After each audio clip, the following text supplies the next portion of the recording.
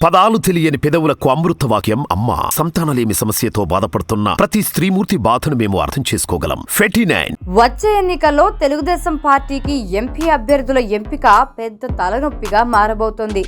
పైకి పార్టీలో దూకుడు కనిపిస్తున్నా క్షేత్రస్థాయిలో మాత్రం పరిస్థితులు భిన్నంగా ఉన్నాయి.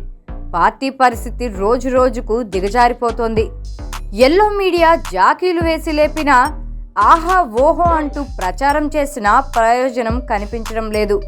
టీడీపీకి ఉన్న 3 ఎంపీలు తలోదారిలో ఉన్నారు. ఇప్పటికే విజయవాడ ఎంపీ కేశినేని నాని పార్టీకి పదవికి రాజీనామా చేయబోతున్నట్టు ప్రకటించారు. ఇక గుంటూరు ఎంపీగా ఉన్న జయదేవ్ చాలా కాలంగా పార్టీ కార్యక్రమాలకు దూరంగా ఉంటున్నారు. ఈసారి పోటీ చేయలేనని తేల్చి చెప్పారు. అటు శ్రీకాకుళం ఎంపీ రామ్మోహన్ నాయుడు ఈసారి అసెంబ్లీకి పోటీ చేయాలని భావిస్తున్నారు. సిట్టింగ్ ఎంపీలే ఇలా పోటీకి ఆసక్తి చూపకపోవడంతో మిగతా వాళ్ళు కూడా పోటీకి ఆసక్తి చూపించడం లేదు. ఇక మిగిలిన ఎంపీ నియోజకవర్గాల పరిస్థితి కూడా అలాగే ఉంది. అక్కడ కూడా పోటీ చేసేందుకు నాయకులు ఎవ్వరూ ముందుకు రావడం లేదు. పార్టీ పరిస్థితి అంతంత మాత్రంగా ఉంటే ఎంపీగా పోటీ చేసేవారికి చంద్రబాబు పెడుతున్న టార్గెట్లు కూడా ఎక్కువగా ఉన్నాయట.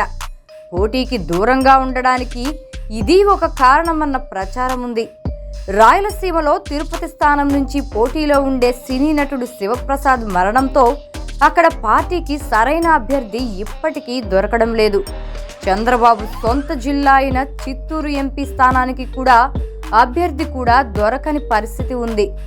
కర్నూలు నుంచి గత ఎన్నికల్లో కోట్ల సూర్యప్రకాష్ రెడ్డి పోటీ చేశారు. కానీ ఈసారి ఆయన ఎంపీగా పోటీ చేసేందుకు ఆసక్తి కనబరచడం లేదని సమాచారం. ఇక నర్సారావుపేట నుంచి పోటీ చేసిన రాయపాటి ఏకంగా పార్టీకే దూరంగా ఉంటున్నారు. బాపట్లలో పోటీ చేసిన మాల్యాద్రి శ్రీరామ్ పరిస్థితి కూడా అంతే. కడపలోనూ పోటీ చేసే అభ్యర్థి దొరకడం లేదు. ఇలా 25 నియోజకవర్గాలలో సగానికి పైగా స్థానాల్లో ఎంపీ అభ్యర్థులు దొరకడం లేదు. ఈసారి కూడా టీడీపీ పరిస్థితి మరింత దిగజారడంతో పార్టీలో నాయకులు ఎవరు ఎంపీలుగా పోటీ చేయడానికి ఆసక్తి చూపడం లేదు.